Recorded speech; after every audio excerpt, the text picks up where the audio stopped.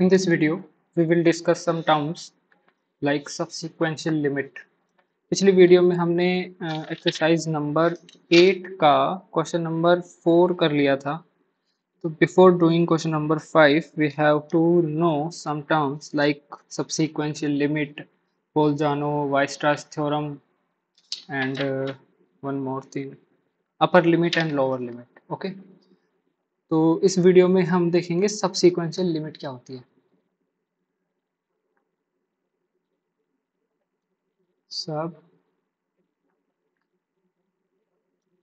Sequential limit. देखो, सब sequential limit का मतलब होता है कि आपके पास में कोई यूएन सीक्वेंस दी हुई है, कोई यूएन सीक्वेंस दी हुई है. तो एक रियल नंबर एल, एक real number L UN sequence की सब सीक्वेंस लिमिट कहलाएगा अगर there exist a subsequence which converges to L.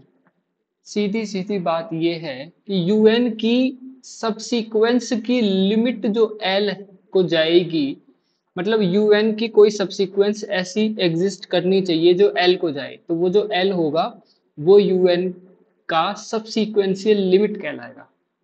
Okay, इसकी छोटी सी डेफिनेशन समझनी थी हमें, लिखने का कोई अभी जरूरत नहीं है यहाँ पे. ठीक है. उसके बाद में एक नोट है, वो नोट क्या कह रहा है, the limit of A sequence,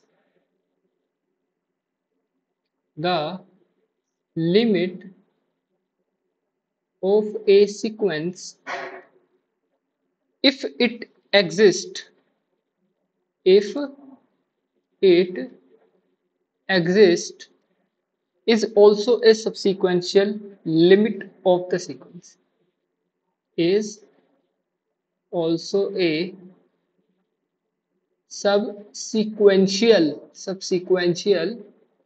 limit of the sequence. अभी सीक्वेंस को आप नाम दे दो यूएन, यूएन करके. ठीक है, सब सीक्वेंस यूएन, यूएन की कोई सबसीक्वेंस, यूएन की सबसीक्वेंशियल लिमिट कहलाएगी अगर उसकी लिमिट एग्जिस्ट कर रही है, तो वो लिमिट ही उसकी क्या हो जाएगी, सबसीक्वेंशियल लिमिट हो जाएगी. ठीक है.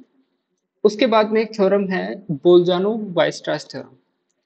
तो बोल्जानो वाइस्ट्रास थ्योरम क्या बोलती है, बोल्जानो एंड WEIERSTRASS थ्योरम. बोल्जानो वाइस्ट्रास थ्योरम क्या बोलती है, every bounded sequence of real numbers, ये यूएन सीक्वेंस है, ये बाउंडेड है. ठीक है. और ये रियल नंबर की सीक्वेंस है, रियल नंबर्स की सीक्वेंस है और ये बाउंडेड है, हैज ए कन्वर्जेंट सब सीक्वेंस. तो यहां से हम क्या कह पाएंगे कि यूएन हैज ए कन्वर्जेंट सब सीक्वेंस. अगर कोई भी बाउंडेड सीक्वेंस हमें मिल जाती है रियल नंबर की, एक तो बाउंडेड होनी चाहिए और दूसरी रियल नंबर की सीक्वेंस होनी चाहिए, तो उसके पास में एक कन्वर्जेंट सीक्वेंस तो मिलेगी ही मिलेगी, कन्वर्जेंट सब सीक्वेंस तो मिलेगी ही मिलेगी. ठीक है. ओके. ये जो बात मैंने अभी बोली बोल्जानो वाइस्ट्रास थ्योरम की, कि एक यूएन सीक्वेंस हमें दी हुई है जो कि बाउंडेड है और रियल नंबर्स की है, उसके पास में एक कन्वर्जेंट सब सीक्वेंस होगी ही होगी. तो उसको बोलने का एक तरीका और हो सकता है, उसको बोलने का एक तरीका और हो सकता है, वो नोट में करके हम लिख लेते हैं. Every bounded sequence of real numbers, every bounded sequence of reals, ऐसे लिख देता हूं, reals, every bounded sequence of reals has a subsequential limit, subsequential limit ये भी बोला जा सकता है. ठीक है. हर एक बाउंडेड सीक्वेंस के पास में एक ऐसी सब सीक्वेंस होगी ही वो जो कन्वर्ज करेगी, और वो जो कन्वर्ज करेगी किसी फाइनाइट नंबर को ही तो कन्वर्ज करेगी ना, किसी फाइनाइट नंबर को ही तो कन्वर्ज करेगी, और वो फाइनाइट नंबर को कन्वर्ज करेगी वही उस ओरिजिनल सीक्वेंस की सब सीक्वेंस लिमिट नहीं बन जाएगी क्या? बन जाएगी ना सब सीक्वेंशियल लिमिट। ओके, देन इसके बाद में क्या था? ठीक है, इसके बाद में देखो अपर लिमिट और लोअर लिमिट ऐसे करके कुछ डेफिनेशंस है, वो मैं आपको जल्दी जल्दी बता देता हूँ, लिखने का ऐसा कुछ है नहीं, सिर्फ समझने का है थोड़ा सा। यूएन एक बाउंडेड सीक्वेंस है, यूएन जो है एक बाउंडेड सीक्वेंस है रियल्स की, रियल नंबर्स की, ठीक है, रियल नंबर्स की। ओके, तो ग्रेटेस्ट सबसीक्वेंशियल लिमिट जो यूएन की होगी क्या होगी? ग्रेटेस्ट, ग्रेटेस्ट सब सीक्वेंशियल, थोड़ा शॉर्ट में लिख रहा हूं, सब सीक्वेंशियल लिमिट ऑफ यूएन, इसी को हम बोल देते हैं, इसी को हम बोल देते हैं लिमिट सुप्रीमम ऑफ यूएन। क्या बोल देते हैं इसको? बोल देते हैं लिमिट सुप्रीमम यूएन। ओके, और ग्रेटेस्ट की जगह अगर यहां पर लीस्ट लगा दिया जाए, लीस्ट सबसीक्वेंशियल लिमिट ऑफ यूएन, तो उसको हम बोल देंगे लिमिट इनफीमम ऑफ यूएन। क्या बोल देंगे उसको? उसको बोल देंगे लिमिट इनफीमम ऑफ यूएन। ठीक है, और ये तो पता ही होगा कि अगर अनबाउंडेड अबोव है तो वो इन्फाइनाइट को जाएगी। देखो, अगर अनबाउंडेड अबोव है सीक्वेंस तो उसकी जो ग्रेटेस्ट सबसीक्वेंशियल जो लिमिट होगी, लिमिट सुप्रीम, वो इनफाइनाइट को चल जाएगा। अगर वो अनबाउंडेड बिलो है तो जो उसकी लीस्ट सबसीक्वेंशियल लिमिट जो है वो माइनस इनफाइनाइट को चली जाएगी। ठीक है, ये छोटी छोटी कुछ डेफिनेशंस थी। इसके बाद में अब हम आते हैं अपनी थ्योरम नंबर 5.13.1 के ऊपर, जो कि क्या बोलता है? एक बाउंडेड सीक्वेंस कन्वर्जेंट होगी यूएन, पहली बात तो बाउंडेड है, ठीक है, बाउंडेड है, तो ये कन्वर्जेंट होगी if and only if, convergent होगी if and only if is convergent, if and only if इसका लिमिट सुप्रीमम और इस यूएन का लिमिट इनफीमम दोनों इक्वल आ जाना चाहिए। लिमिट सुप्रीमम और लिमिट इनफीमम की जो वैल्यू है वो इक्वल आ जाए, तब हम बोल सकते हैं कि यूएन एक बाउंडेड सीक्वेंस है जो कि कन्वर्जेंट होगी। ठीक है, उसके बाद में क्वेश्चन नंबर, उसके बाद में कौन सी क्राइटेरिया आता है वो करवा ही दिया था। ठीक है, अब देखते हैं क्वेश्चन नंबर 5, क्वेश्चन नंबर 5 देखते हैं। ओके, क्वेश्चन नंबर 5 ये है पेज नंबर 172 पे, 172। क्वेश्चन नंबर 5 क्या कह रहा है? लिमिट इफ, पार्ट ए देखते हैं इसका पहले। If limit supremum UN is equal to infinity, ये दिया हुआ है, तो प्रूव करो, प्रूव करो, क्या प्रूव करवा रहा है? Prove that there exists a, there exists a properly divergent subsequence, properly divergent subsequence URN, URN of the sequence, of the sequence UN। ठीक है, इस UN की एक प्रॉपरली डाइवर्जेंट सबसीक्वेंस एग्जिस्ट करेगी such that limit U R N की जो होगी वो भी इनफाइनाइट होनी चाहिए। ठीक है, प्रॉपरली डाइवर्ज कर रही है, मतलब प्रॉपरली कहाँ डाइवर्ज कर रही है, पॉजिटिव इनफाइनाइट को डाइवर्ज कर रही है। ठीक है, प्रॉपरली डाइवर्ज का मतलब होता है कि या तो वो माइनस इनफाइनाइट को जाए या फिर वो प्लस इनफाइनाइट को ही जाए। ये दो ही चीजें होती है प्रॉपरली डाइवर्जेंट के अंदर। अब इस स्टेटमेंट को प्रूव करने के लिए हम सबसे पहले क्या करेंगे, देखो इसका प्रूफ देखते हैं कैसे, इसका प्रूफ कैसे बनाएंगे।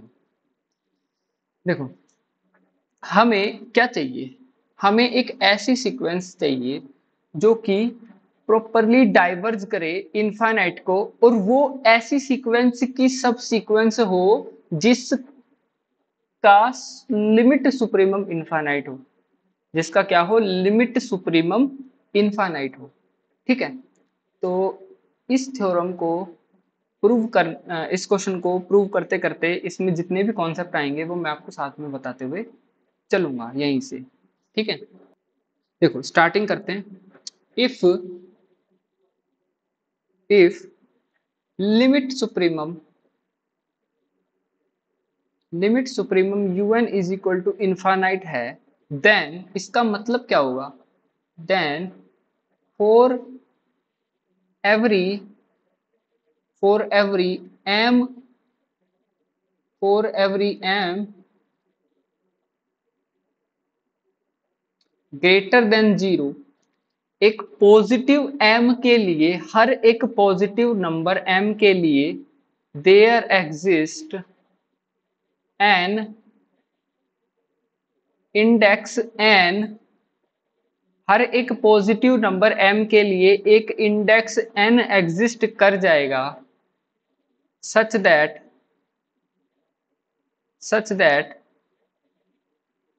un जो है उसकी जो वैल्यूज हैं, उसकी जो टर्म्स हैं वो उस पॉजिटिव m से बड़ी होंगी फॉर ऑल जो इंडेक्सेस हम ले रहे हैं उस n के बाद में, इस इंडेक्स n के बाद में, इस स्टेज के बाद में।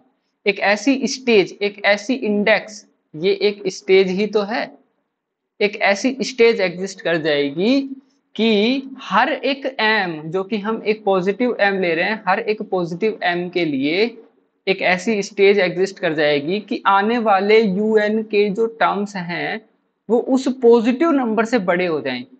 मतलब इसका ये है फॉर एवरी m के लिए, मतलब ये है कि ये चाहे जितना हम बड़ा कर सकते हैं इसको, हम इसको चाहे जितना बड़ा कर सकते हैं। ठीक है, लिमिट सुप्रीमम इनफाइनाइट है, इसका मतलब क्या है, लिमिट सुप्रीमम, देखो कोई यूएन सीक्वेंस है, उस यूएन के बहुत सारे लिमिट पॉइंट्स होंगे, या फिर एक ही लिमिट होगी, या फिर लिमिट होगी ही नहीं, जो भी है, लेकिन इसका जो लिमिट पॉइंट का जो सेट बना उसके अंदर बड़े से बड़ा जो लिमिट है वो इनफाइनाइट है, मतलब एग्जिस्ट नहीं कर रहा, वो पॉजिटिव डायरेक्शन में जा रहा है।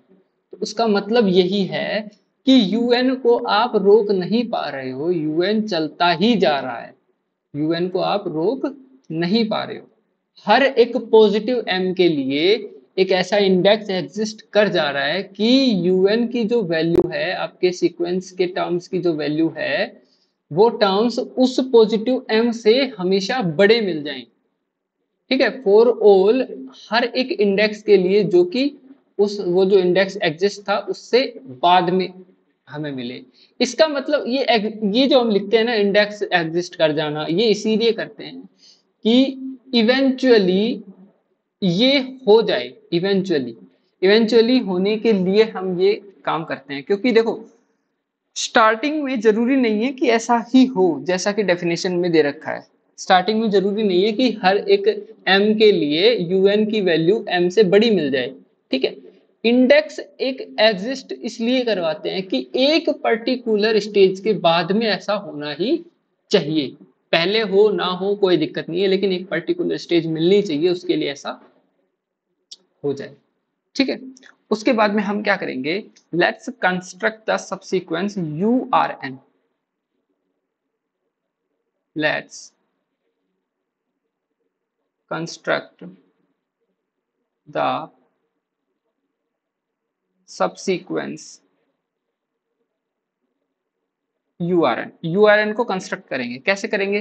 पहली स्टेप है let m is equal to 1। भाई सबसे छोटा पॉजिटिव नंबर मैंने ले लिया 1 है, ठीक है। आप 1 से भी छोटा ले सकते हो, कोई दिक्कत नहीं है, लेकिन मैंने छोटा नंबर ले लिया, एक पॉजिटिव नंबर 1 ले लिया, ठीक है। उसके लिए अगर इस डेफिनेशन को फुलफिल करवाना है तो हम क्या लिखेंगे यहाँ पे? Since limit supremum of un is equal to infinite, ठीक है, तो देयर एग्जिस्ट n1 स्टेज, एक स्टेज n1 एग्जिस्ट कर जाएगी सच दैट un की जो वैल्यू है वो 1 से आपको बड़ी मिल जाए, ठीक है। For all n is greater than equal to n1 के लिए, for all n is greater than equal to n1 के लिए एक ऐसा स्टेज आपको मिल जाए कि 1 से तो बड़ी वैल्यू मिल ही जाए, ठीक है। अब हम क्या करेंगे? नाउ लेट सेलेक्ट, अब क्या कर सकते हैं हम सेकेंड स्टेप पे? लेट सेलेक्ट R1 जो कि N1 से बड़ा है।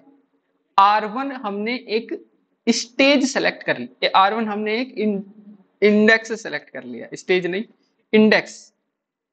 N1 स्टेज के बाद में हमने R1 इंडेक्स सेलेक्ट कर लिया सच दैट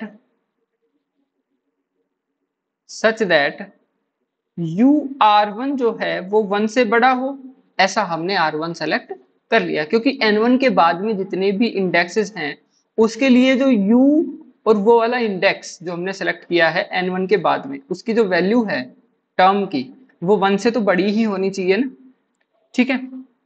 इतना समझ में आया? ओके। अभी देखो, अभी थर्ड स्टेप में हम क्या करेंगे? थर्ड स्टेप में हम let m is equal to 2। अगर m की वैल्यू 2 हम ले लेते हैं तो हम क्या लिख सकते हैं यहाँ पर? अगर m की वैल्यू 2 ले लेते हैं, then since limit supremum of un is equal to infinite there exist n2 greater than R1, कि भाई R1 के बाद में एक स्टेज फिर से हमें मिल जा रही है ना, सच दैट un की जो वैल्यू है वो 2 से बड़ी हो जाए, ठीक है, उस m से बड़ी हो जाए। ये R1 से बड़ा हमने n2 को क्यों बताया कि n2 मिल जाएगा हमें R2 से, R1 से बड़ा? बताओ, ठीक है, अभी बताएंगे ये वाला भी। For all n is greater than equal to n2। देखो n2 जो है ना, अब हमने R1 तो ले ही लिया था ना, कि हमने R1 इंडेक्स लेकर के UR1 बना लिया। अब हमें अगली ऐसी टर्म चाहिए जो UR1 से बड़ी हो जाए, UR1 से क्या हो जाए? बड़ी हो जाए। इसलिए हमने यहां पर n2 लिया जो कि उस इंडेक्स से बाद में आ रहा हो, ठीक है, इंडेक्स से बाद में आ रहा हो, तो R1 से बड़ा एक इंडेक्स ले लिया जो कि स्टेज खुद ही एग्जिस्ट कर जाएगा उस डेफिनेशन की वजह से, लिमिट सुप्रीमम की डेफिनेशन की वजह से, ठीक है। Now let select now let select R2 R2 जो कि N2 के बाद में आ रहा है, R2 जो कि N2 के बाद में या उससे बराबर आ रहा है। उसके लिए हमारे जो सच दैट जो UR2 आएंगे, क्या वो 2 से बड़े नहीं आएंगे? जो UR2 आएंगे वो 2 से बड़े आ जाएंगे, जैसी इसमें डेफिनेशन है उसके अकॉर्डिंग, ठीक है। After continuing this process iteratively का मतलब होता है बार बार रिपीट करना उसको, और उसमें और सुधार लाने के लिए, ठीक है। After after continuing after continuing this process,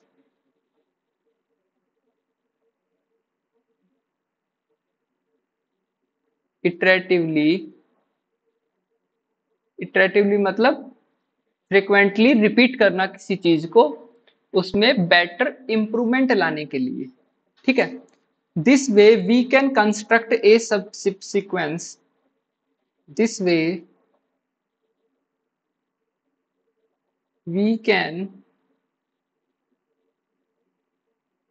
construct, जैसे देखो यहाँ पे UR2 मिल गया, फिर UR3 मिल जाएगा, जो कि UR3 मिलेगा ना, UR3 मिलेगा तो वो 3 से बड़ा आएगा, UR4 मिलेगा वो 4 से बड़ा आएगा, UR5 मिलेगा वो 5 से बड़ा आएगा, ठीक है। तो this way we can construct a subsequence URN such that URN is greater than n, ठीक है। URN is greater than n for all n is belong inside natural number, हर एक नेचुरल नंबर के लिए ऐसा हमें URN मिल जाएगा, okay. which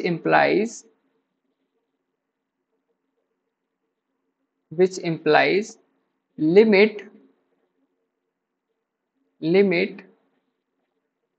n tending to infinite URN is equal to infinite, ठीक है।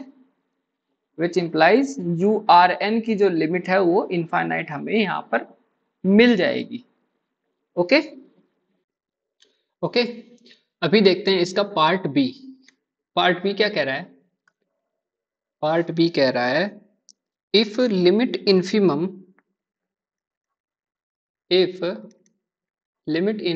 UN की माइनस इंफिनिटी हो तो प्रूव करो, प्रूव दैट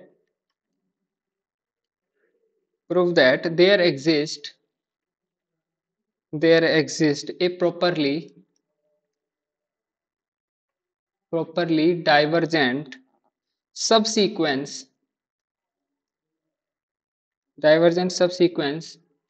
URN मिल जाएगी such that लिमिट URN की निकालें तो वो भी माइनस इंफिनिटी हमें निकल करके यहाँ पर मिले, ओके। तो ये हमें यहाँ पर प्रूफ करना है। तो इसके लिए क्या कर सकते हैं?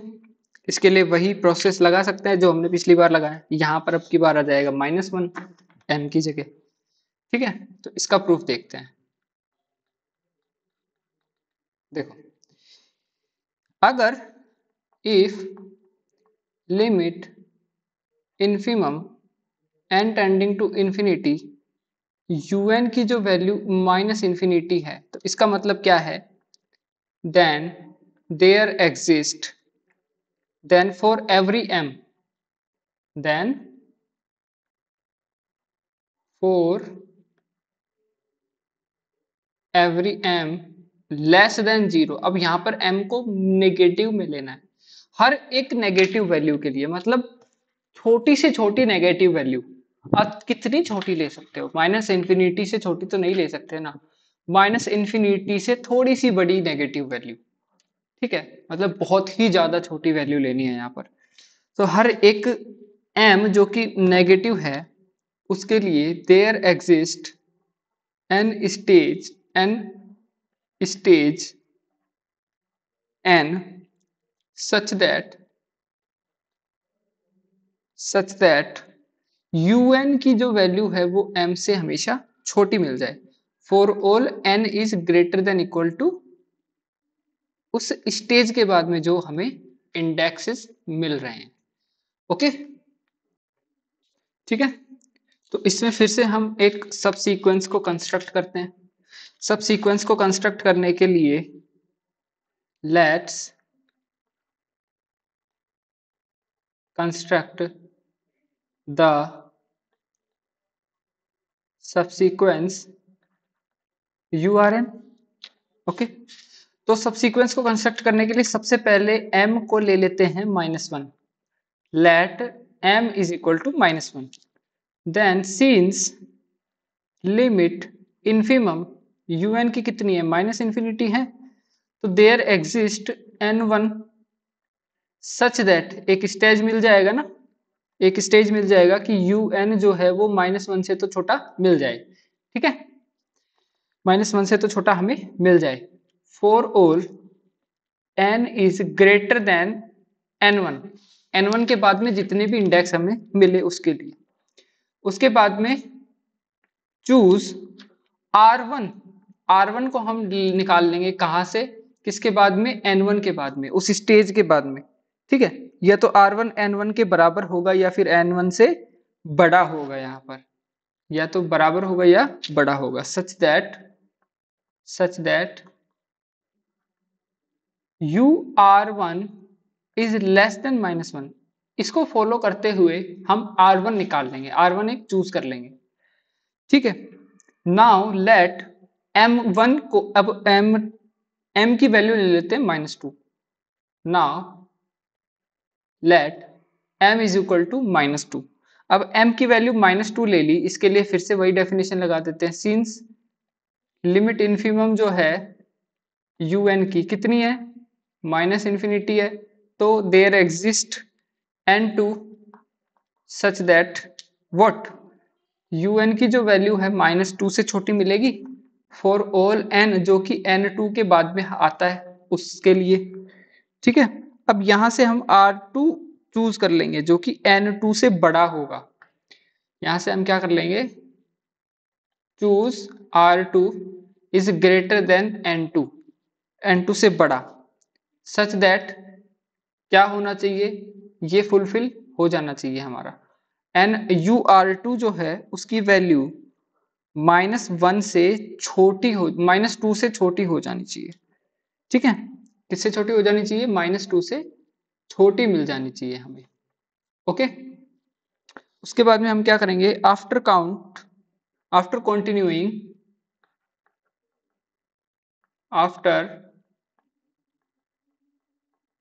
continuing this process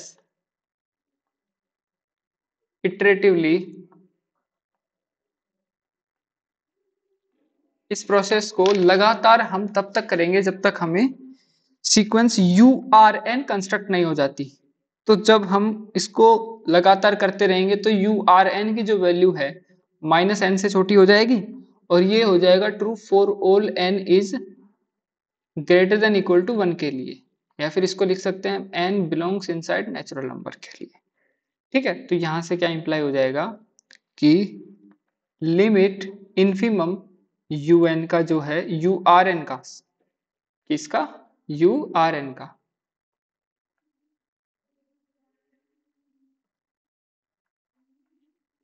urn का कितना हो जाएगा, -इनफाइनाइट हो जाएगा, ठीक है।